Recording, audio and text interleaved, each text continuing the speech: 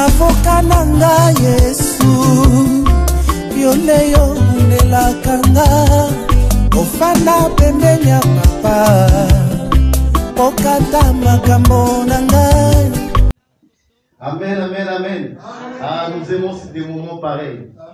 En tout cas, je suis dans la joie de tout ce que je vois, de tout ce qui se passe ici. Pourquoi je suis dans la joie? Parce que je crois qu'avec mes frères, nous sommes conduits par le même esprit. Parce que je suis venu aujourd'hui avec une exhortation à la prière. Et je rencontre mon frère Edmond. En parlant avec lui, il m'avait déjà préparé à cela. Il me dit, aujourd'hui, j'aimerais que l'assemblée prie. Je dis, mes frères, bon, je suis dans la même pensée. Donc, que Dieu nous aide et que Dieu nous accompagne dans la prédication. Amen. Amen. Alors, la joie du Seigneur est notre force, dit le frère Néhémie, n'est-ce pas? Amen. La joie du Seigneur est notre force. Le chant, en tout cas, il faut chanter. Un chrétien qui ne chante pas, c'est un chrétien qui n'a pas compris ce que Dieu a accompli dans sa vie. Un chrétien n'est pas triste. Paul va nous dire, réjouissez-vous dans le Seigneur. Je le répète, réjouissez-vous. Donc en tout temps, le chrétien doit se réjouir. Amen. Alors nous allons prendre le livre de Juges. Juges au chapitre 3. Et j'aimerais qu'un lecteur fasse la lecture s'il vous plaît. Juges chapitre 3. Verset.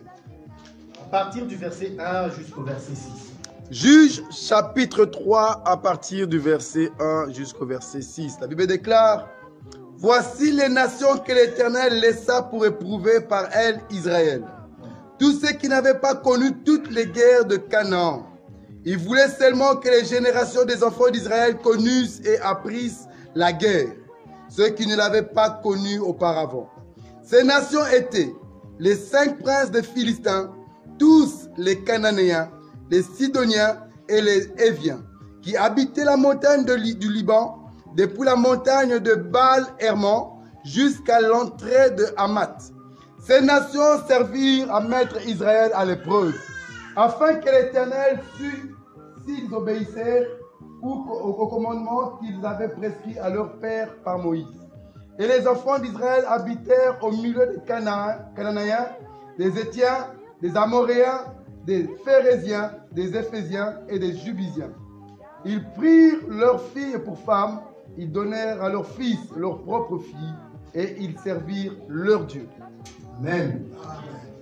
Seigneur éternel, c'est dans le nom de Jésus-Christ que nous venons vers toi. Nous sommes dans la joie de t'appartenir. Nous sommes ton peuple. Le peuple que tu as racheté à un grand prix, au prix de ton sang. Seigneur, nous sommes rassemblés ici en ton nom, Jésus. Seigneur, que cette parole vienne pour nous fortifier. Parce que toi, tu ne condamnes personne. Toi, tu condamnes le péché et tu nous justifies. Que ton nom soit sanctifié, Seigneur Jésus. Et que ton esprit nous aide à prêcher ta parole, à entendre et à comprendre ta parole et à la mettre en pratique. Ainsi je prie au nom de Jésus. Amen. Amen. Alors, dans ce chapitre, nous voyons Dieu, les enfants d'Israël. Pour bien comprendre le chapitre 3, il faut lire le chapitre 2. Au chapitre 2, la Bible va dire au chapitre 2, au verset 10, je vais le lire. La Bible va dire, toute cette génération fut recueillie auprès de ses pères, et il s'éleva après elle une autre génération qui ne connaissait point l'Éternel, ni ce qu'il avait fait en faveur d'Israël. Vous voyez? Donc, la génération qui a fait entrer Israël dans les déserts, cette génération est partie. Cette génération est morte. C'est la génération de Josué et de Caleb.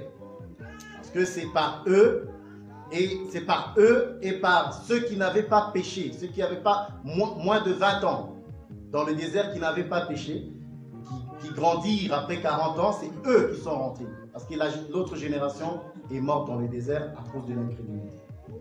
Pourquoi sont-ils morts dans le désert? À cause d'une seule chose. Parce que l'Éternel dit, allez conquérir cette ville.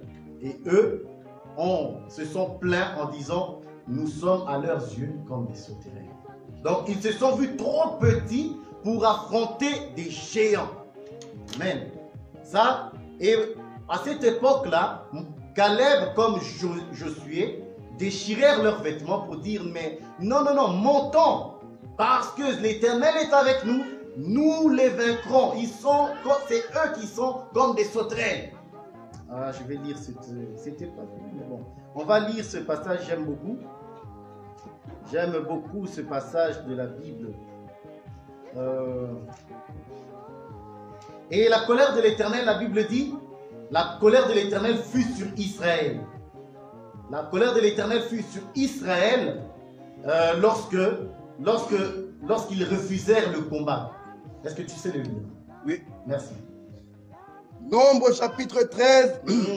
J'aime ça. On va lire à partir du verset 30. Caleb fit taire le peuple qui murmurait contre Moïse et dit, montons, apparons-nous du pays, nous y serons vainqueurs. Mais les hommes qui étaient allés avec lui dirent, nous ne pouvons pas monter contre ce pays, car il est plus fort que nous. Et ils décrièrent devant les enfants d'Israël le pays qu'ils avaient exploré.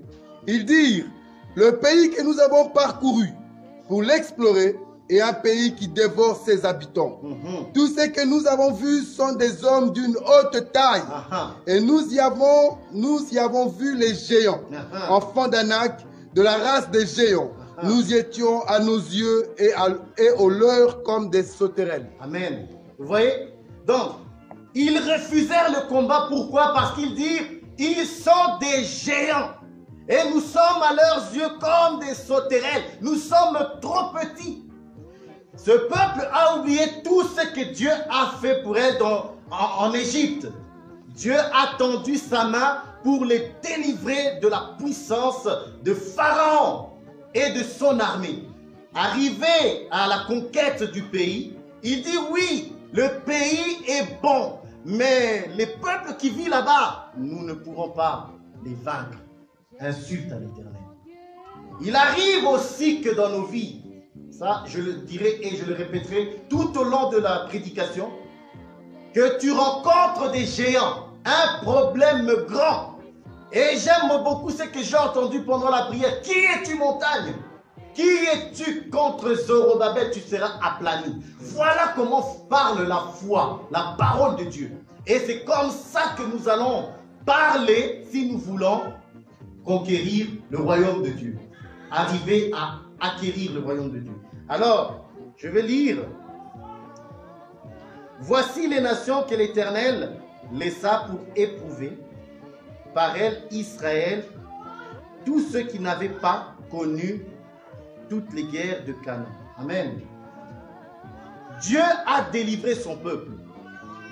Une génération est passée et une autre est arrivée. N'ayant pas connu Dieu, ils refusèrent de chasser les nations qui étaient installées dans le pays.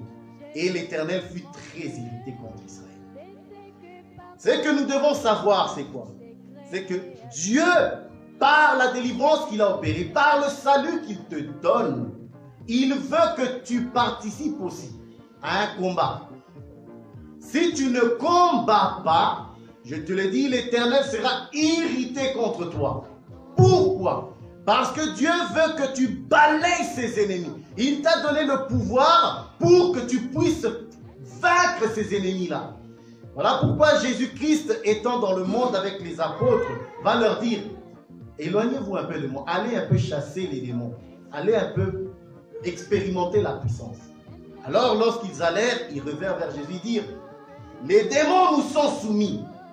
En ton nom, nous avons chassé nous avons vu les démons sortir en criant. Vous voyez, un enfant de Dieu, nous avons le salut, mais nous avons aussi engagé la puissance de Dieu. C'est-à-dire quoi? La puissance de Dieu va se manifester comment? Par la foi. Amen. Il va dire ceci. Au verset 2. Il voulait seulement que les générations des enfants d'Israël connussent et apprissent la guerre. Ceux qui ne l'avaient pas connue auparavant. Qu'est-ce que Dieu veut? Pourquoi laisses-tu les ennemis? Mais Jésus n'a-t-il pas triomphé à la croix? Mais pourquoi est-ce que nous ne le voyons pas encore? Pourquoi les problèmes nous arrivent-ils? Pourquoi être chrétien, c'est si difficile? Une chose, parce que tout simplement la réponse est ici. Il dit, parce que Dieu veut que tu connaisses et que tu apprennes la guerre. Voilà. Si un homme de Dieu, un chrétien, croit que parce qu'il a été sauvé, racheté à un grand prix, ne veut pas combattre, alors je le dis tout haut, le royaume de Dieu, ça sera un peu compliqué. Pourquoi? Parce que dans ce monde, il est impossible. Il est impossible de ne pas avoir du combat. Et le refus de combattre, le refus de s'engager dans le combat est très mauvais. Amen. Et la Bible va me dire ceci. Les nations étaient les 5 princes des Philistins, tous les Cananéens, les Sidoniens et les Éviens, qui habitaient la montagne du Liban, depuis la montagne de Baal-Hermon jusqu'à l'entrée de Hamath. Les nations servirent à mettre Israël à l'épreuve. Voilà. Les nations servirent à mettre Israël à l'épreuve. Christ a vaincu et nous avons la victoire. Mais pour voir cette victoire-là, tu dois combattre. Il est impossible de se réjouir d'une victoire que tu ne vois pas. Mais pour voir cette victoire, tu dois combattre. Paul va dire, je cours comme un athlète pour remporter le prix. Mais il faut courir. Si tu ne cours pas, Timothée, personne ne sera couronné s'il n'a pas combattu loyalement. Ah. Alors je vais lire 2 Timothée au chapitre 2.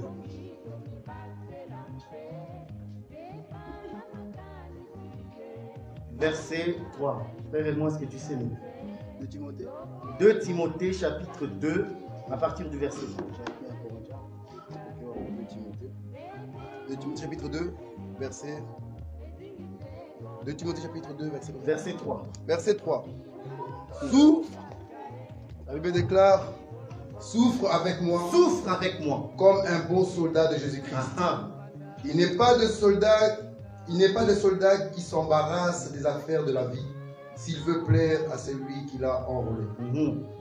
Et l'athlète n'est pas couronné s'il n'a pas combattu suivant les règles. Il faut que le laboureur travaille avant de recueillir les fruits. Amen. Comprends ce que je dis, car le Seigneur te donnera de l'intelligence en toutes choses. Voilà. Il commence par dire, souffre avec moi, comme un bon soldat de Jésus-Christ. Vois-tu, si tu ne souffres pas avec lui, tu n'hériteras pas avec lui. C'est Jésus qui va le dire aussi. Donc, souffre avec moi comme un bon soldat de Jésus-Christ, car il n'est pas de soldat qui s'embarrasse des affaires de la vie s'il veut plaire à celui qui l'a enrôlé.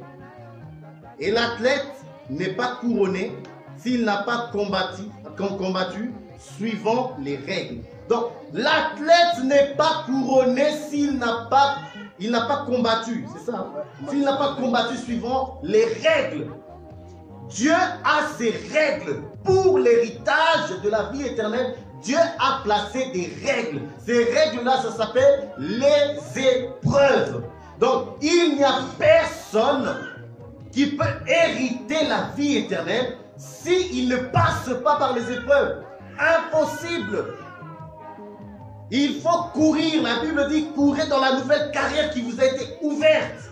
Mais dans cette carrière qui a été ouverte dans la croix, il y a des épreuves. Il n'y a pas de vie chrétienne sans épreuve. Ça n'existe pas. Et nous devons le savoir. Quiconque refuse le combat ne peut hériter la vie éternelle. Alors c'est quoi le combat? Le combat, dans le combat, on va voir qu'il y a l'adversité. C'est ça même le combat, l'adversité, les difficultés, les épreuves de la vie. C'est difficile. Et dans ces combats-là, il y a aussi des géants, des problèmes graves qui peuvent arriver. Des divorces, des maladies, des enfants qui s'égarent. Ça fait très mal. Mais ce sont des combats dans lesquels tu as la victoire et tu dois persévérer dans la foi. Selon qu'il est écrit, c'est lui qui persévérera jusqu'à la fin sera sauvé. Mais si tu ne persévères pas, comment veux-tu être sauvé? Mais la persévérance, pour arriver à la persévérance, la Bible va me dire dans le Juge, il faut connaître Dieu. Parce que Israël, du temps de Josué, cette génération après, la Bible dit, ils ne connaissaient pas l'Éternel. Donc, l'ignorance va faire que tu échoues. Ce qui va faire que tu échoues, c'est l'ignorance de ce que Dieu a fait pour toi. C'est ça qui va faire que tu échoues. L'ignorance va détruire ta vie. Un chrétien ne peut pas être ignorant. C'est pour ça que Jésus va dire à la femme, si tu connaissais, c'est lui qui te dit, donne-moi à boire. Vous voyez, vous adorez ce que vous ne connaissez pas. Donc, la connaissance est très importante afin de pouvoir persévérer dans le combat. C'est lui qui ne connaît pas ce que Dieu a fait pour lui, tombera, ne saura pas persévérer. On va lire encore le Juge.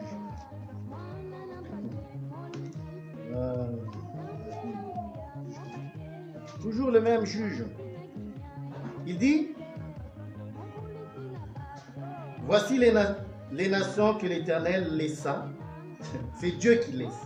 Pour éprouver, vous voyez, par elle Israël. Tous ceux qui n'avaient pas connu toutes les guerres des Canaan. Donc, il faut connaître. La connaissance des guerres, c'est quoi? C'est la persévérance. Parce que c'est par la persévérance que Caleb et Josué ont pu entrer. Si tu ne persévères pas, tu ne pourras pas entrer. Or, pour combattre, il faut être investi de tous les armes de Dieu, va dire Paul. Si tu n'es pas investi de tous les armes de Dieu, et Paul va dire, les temps sont durs et ça sera trop difficile parce que nous n'avons pas à combattre les hommes, la chair et le sang, mais des dominations, des principautés. Vous voyez, qui est-ce que nous avons à combattre? Le combat n'est pas dans la chair, mais c'est dans le domaine spirituel. Et pour arriver à vaincre dans le domaine spirituel, il n'y a pas d'autre moyen que la prière. C'est là où je veux. Parce que nous combattons, la Bible va nous dire, nous avons la victoire par celui qui nous a aimés. Nous ne combattons pas pour la victoire, mais pour la victoire. Lorsque nous comprend la parole. Parce que Jésus-Christ a tout fait. Amen. Et c'est cette victoire-là qui va faire de nous plus forts. Cependant, si nous sommes négligents dans les choses les plus, que tu aimes, que tu n'aimes pas, la vie chrétienne n'est pas basée seulement sur entendre la parole de Dieu. C'est aussi la mise en pratique. Si quelqu'un ne met pas en pratique, c'est ça le combat. Le combat, c'est la mise en pratique. Mais pour avoir la force de mettre la parole de Dieu en pratique, il faut prier. Jésus lui-même était un homme de prière. Avant d'aller à la croix, il a passé 3 heures de prière pour être investi et aller à la croix. C'est pas facile. Il y a des choses dans la vie qui nous arrivent qui sont tellement dures que nous ne pouvons pas ne pas prier. C'est impossible. Peu importe les paroles que tu peux entendre, si tu ne t'engages pas dans le combat, tu ne seras pas vainqueur. Ce n'est pas possible. La prière va nous donner la force d'échapper aux tentations. C'est la prière qui va nous investir, qui va nous remplir de force. Selon que Ésaïe va nous expliquer en disant, les jeunes gens se lassent et se fatiguent, mais ceux qui se confient en l'Éternel, ils renouvellent leur force. Ils marchent, ils courent, ils prennent l'envol comme des aigles. Mais pour que cela arrive, il faut se confier. Il faut être sûr que je prie pour ne pas tomber en tentation. Je prie pour être capable de résister. La Bible dit résister au diable qui rôde comme un lion. Il faut lui résister, vous voyez. Il y a un lion dehors qu'il faut résister. Si tu n'arrives pas, si tu ne peux pas le résister, il va te dévorer. La Bible dit il rôde tout autour, cherchant qui dévorer. Mais le lion, il dévore qui? N'est-ce pas celui qui est faible? Le lion, il va regarder sa proie. Qui est faible dans cette personne? Qui ne prie pas? Qui n'est pas rempli? Voilà. C'est celui-là que le diable va, peu importe, ceux qui ne mettent pas la parole de Dieu en pratique.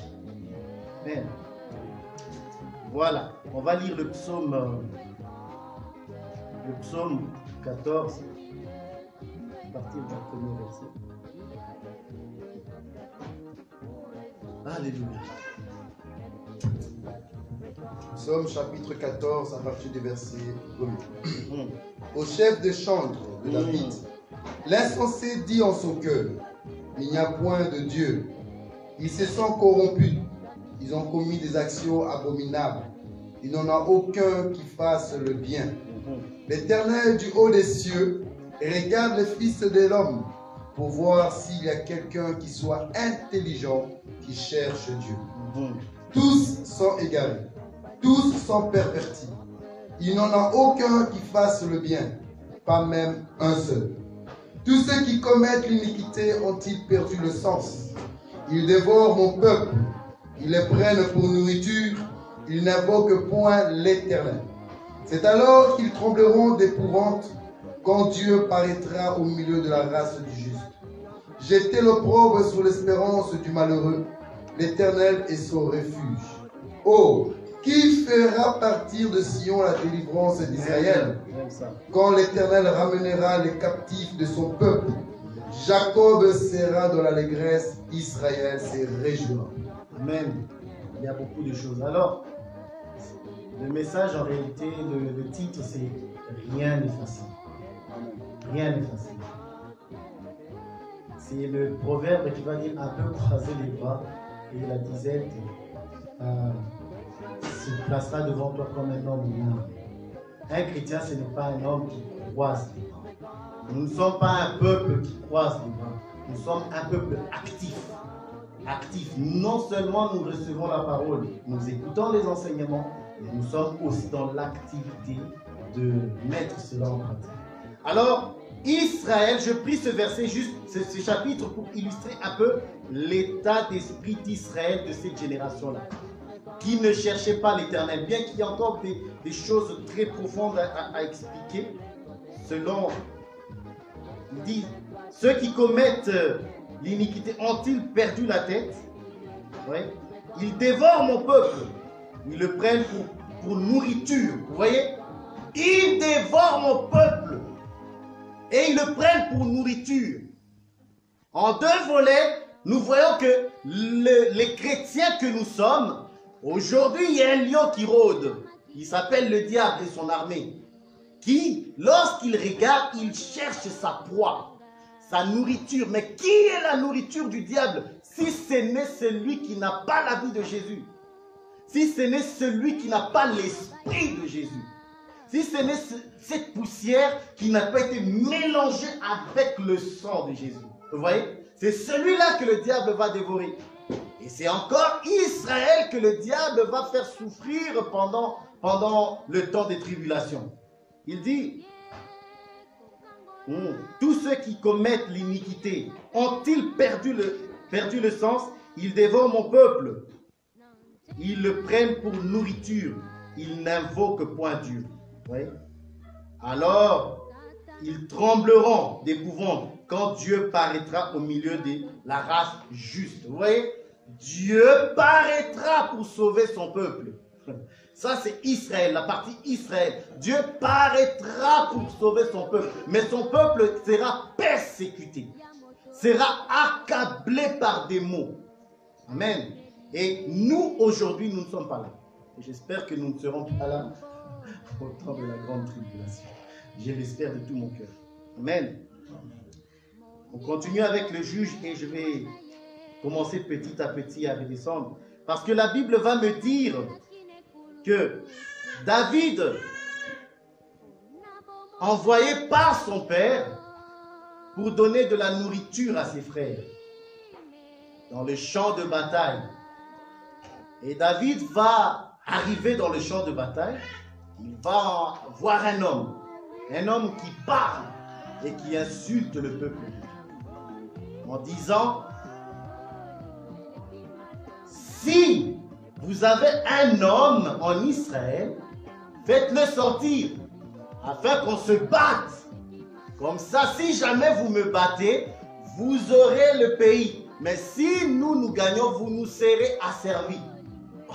David arrive dans le camp. Mais qui voit-il? Un homme. Mais cet homme, il est comment? Il est grand, un géant, fort, un homme de guerre depuis sa naissance. Et David dit: mais cet homme, c'est un circoncis. Que fera-t-on à l'homme qui va le battre? Et on va dire à David: écoute, ici le roi, il dit que c'est lui qui battra cet homme-là, je lui donnerai la femme. Et David, en entendant cela, il dit: oh, donc, si je bats celui-là, j'ai une femme. Vous voyez? Donc, David est motivé par le mariage. Le mariage va motiver David. Or, cette femme qui va être lui donnée est une image. Parce que c'est Salomon qui va dire à sa mère, lorsque un de ses frères qui voulait prendre le pouvoir, il dit: va demander à Salomon Abishag. Et Salomon va dire: donc toi, tu veux que je lui donne le royaume. Ouais. Donc Abishag, qui est une femme, est représentée comme le royaume. Ouais. Donc David qui va aller dans le combat est motivé par la femme qui est le royaume. C'est pourquoi je dis que quiconque veut le royaume, il est impossible de ne pas s'engager dans le combat. C'est impossible.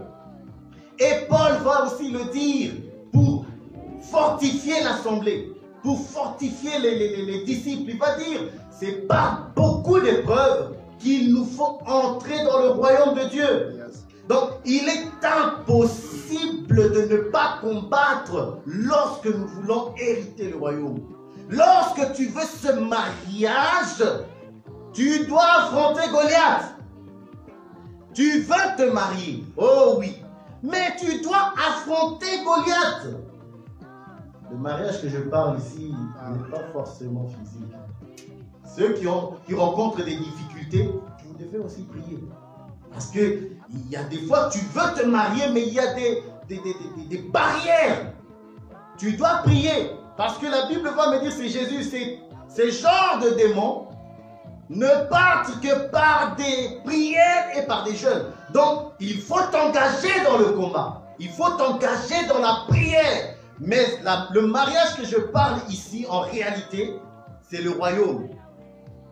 Quiconque veut le royaume, quiconque veut hériter la vie éternelle, il est impossible qu'il hérite le royaume sans épreuve.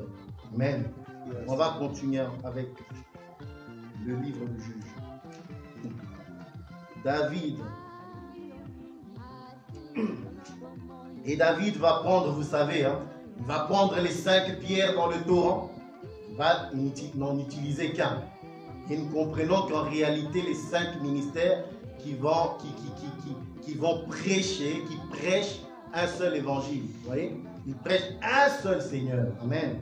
Et c'est par cet évangile que Goliath est mort. Donc, c'est par la prédication de Jésus qui est la pierre, la pierre angulaire. C'est par cet évangile que nous avons la victoire. Et c'est par cet évangile qu'il faut s'engager dans le combat. Parce que quiconque ne s'engage pas dans le combat selon ses émotions et ses désirs, ça sera un peu compliqué. Et là, c'est Jacques qui va nous répondre que vous priez, vous demandez, mais vous demandez très mal, dans le but de satisfaire vos désirs. Ça, non. Dieu n'exauce pas ce genre de prières. Dieu exauce les prières qui sont fondées sur lui. Parce que si quelqu'un prie dans le but de satisfaire ses besoins, ça va être un peu compliqué. Parce que Dieu ne satisfait pas la chair. Il n'est pas là pour satisfaire la chair. Amen. Amen. Continuons avec le livre du juge. Si tu peux commencer déjà à me lire à partir du verset 2. Yes. Juge 2 ce jour. 3. Juge 3. Juge chapitre 3, nous sommes au verset 2. Amen. Il voulait seulement que les générations des enfants d'Israël connussent et apprissent la guerre, ceux qui ne l'avaient pas connue auparavant. Ces nations étaient les 5 princes des Philistins, tous les Cananéens, les Sidoniens et les Éphésiens, qui habitaient la montagne du Liban, depuis la montagne de Baal-Hermon jusqu'à l'entrée de Hamath.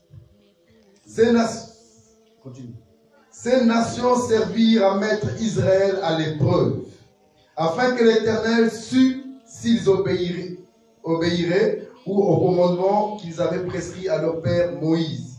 Et les enfants d'Israël habitèrent au milieu des Cananéens, des Hétiens, des Amoréens, des Phéréziens, des Éviens et des Jubésiens. Ils prirent leurs filles pour femmes, ils donnèrent à leurs fils leurs propres filles, et ils servirent leur Dieu. Amen. Vous voyez, par refus d'obéir à la parole de Dieu qui dit chasser ces nations, Israël a servi d'autres dieux. Qu'est-ce que je veux dire par là? C'est que quiconque refuse le combat, quiconque refuse de chasser les ténèbres de sa vie, va se prosterner devant ces dieux-là. Pourquoi? Parce que tu vas prendre pour femme. Prendre pour femme, ça veut dire tu vas adopter l'attitude des païens. Tu vas adopter le caractère de païen. La manière dont le païen marche, tu vas commencer à trouver ça normal. Tu vas commencer à t'habiller comme les païens.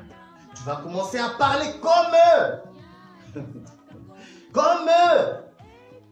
Frère qui était en Christ, qui a entendu la parole, mais par refus, n'ayant pas la vie de prière en lui, s'est corrompu. Cette sœur qui était avec nous, ce frère qui était avec nous, qui entendait les mêmes paroles que nous, qui a bu au même torrent que nous. Mais pourquoi aujourd'hui, on le retrouve dans les bars, on le retrouve habillé comme une prostituée? Parce qu'il n'avait pas de vie de prière. Quiconque n'a pas la vie de prière, quiconque ne s'engage pas dans la prière, tu te retrouveras à devenir comme un vrai païen. Souvent, les gens ne veulent pas prier. Et c'est triste d'ailleurs, je le dis vraiment avec beaucoup de tristesse. Quand on appelle les gens dans l'assemblée, chacun vient à son heure. Chacun vient à son heure. On est libre, hein? Restons libres. Christ nous a franchis pour la liberté. Soyons libres et continuons dans cette liberté. Cependant, sachez que cette liberté doit être bien engagée par des hommes matures qui savent ce qui est bon et agréable. Pourquoi? Parce que ce qui est bon pour nous, c'est quoi? C'est la vie de prière qui va nous donner la force.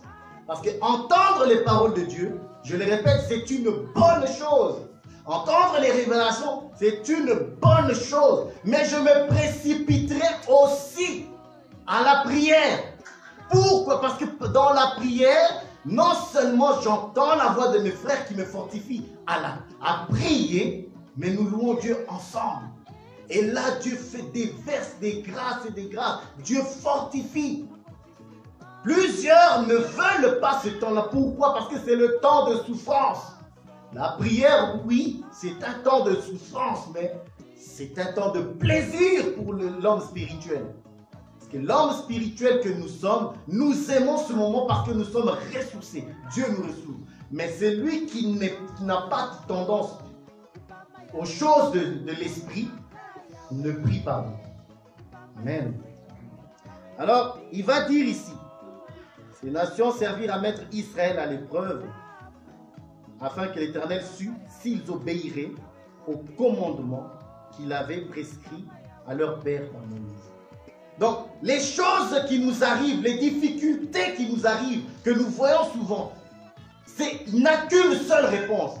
Dieu veut te mettre à l'épreuve. L'épreuve de Dieu ne peut pas être traversée sans la prière. C'est pas possible. Je le répète, ce n'est pas possible. La prière a une grande partie dans notre vie.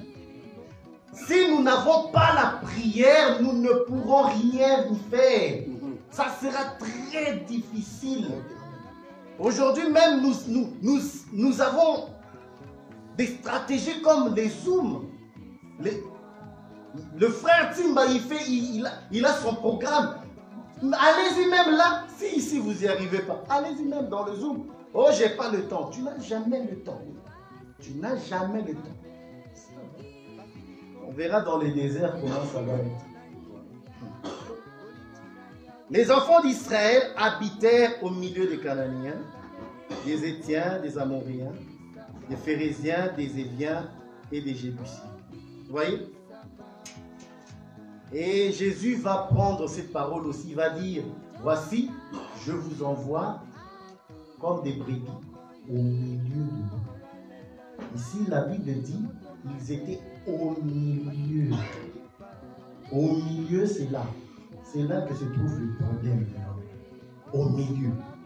Au milieu, je vais illustrer ça comme Dieu qui a délivré son peuple en Égypte et qui va le conduire à Canaan. Donc, nous avons le milieu qui va représenter le désert. Bien-aimé, au milieu du peuple, c'est le désert. Et là, il y a des scorpions. Là, il y a des serpents. Là, il y a Amalek. Là, il y a des guerres. Si tu n'es pas un homme de guerre, si tu n'es pas puissamment fortifié, tu vas périr.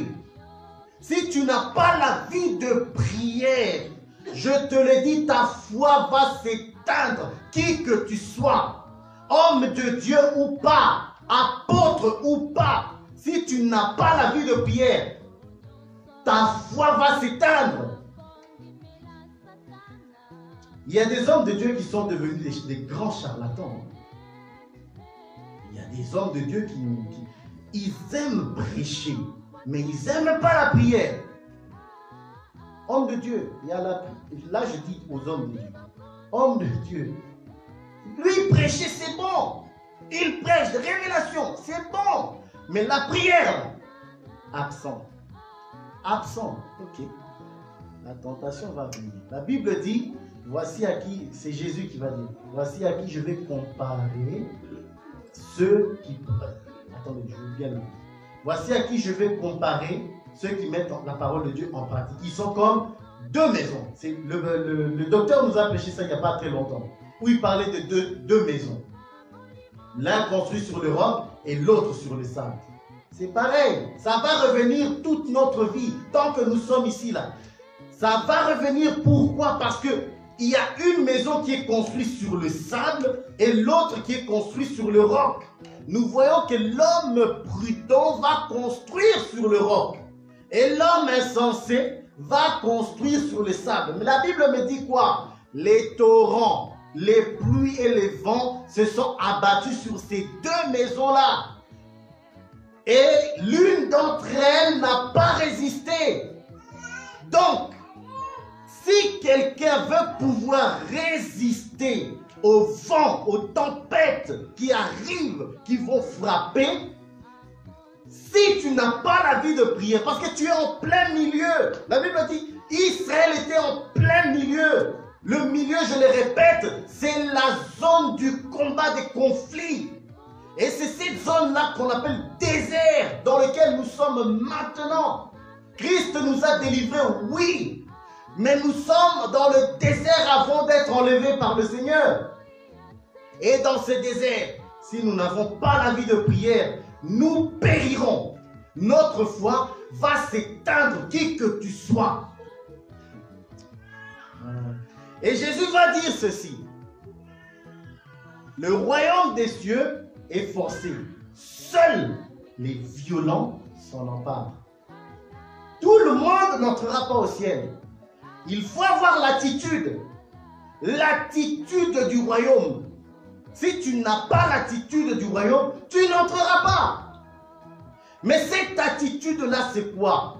Nous reconnaissons les enfants de Dieu par l'obéissance de la parole.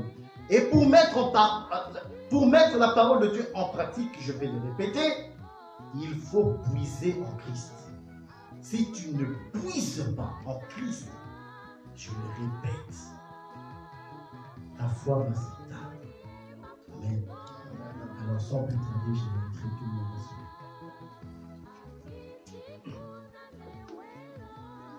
dessus. Rien n'est facile. Rien n'est facile. On ne peut pas refuser de s'engager dans le combat. Celui qui veut hériter la vie éternelle doit combattre. Amen. Alors, j'aime les moments comme celui-ci, comme cette journée, où nous passons du temps dans la prière. Et j'aimerais que l'Église, que nous puissions prier, que nous puissions demander à Dieu de nous donner la force. Parce que nous avons vu que ce peuple-là, ils ont reçu la parole de Dieu. Ils avaient Moïse au milieu d'eux. Mais lorsque le combat est arrivé, ils ont dit non. Pourquoi? Parce qu'ils ont vu des géants. Ils se sont vus trop petits. Je te le dis ouvertement, tu n'es pas trop petit par rapport à tes épreuves. Amen. Aucun d'entre nous n'est trop petit. Si tu regardes les montagnes avec tes yeux, oui, tu es trop petit. Mais si tu les regardes avec les yeux de l'Éternel, c'est eux qui sont trop petits. Alors j'aimerais que nous puissions prier pour que le Seigneur nous remplisse de son esprit, afin de voir les choses comme lui le voit, et non pas comme nous dans la chair. Amen. Prions. Seigneur éternel, c'est dans le nom de Jésus. Dans le nom de Jésus-Christ. Dans le nom de Jésus-Christ, nous te prions. Seigneur mon Dieu, mon roi, nous te prions. Remplis tout à chacun de nous, mon Dieu, mon roi. Remplis-nous de ta force. Remplis-nous de la motivation, Seigneur Jésus. Remplis-nous parce que nous avons besoin de la force. Remplis-nous parce que nous sommes faibles de vos vocations. Remplis-nous parce que nous sommes l'argile devant ta main, Seigneur. Éternel, fais de nous des hommes forts. Fais de nous des femmes fortes.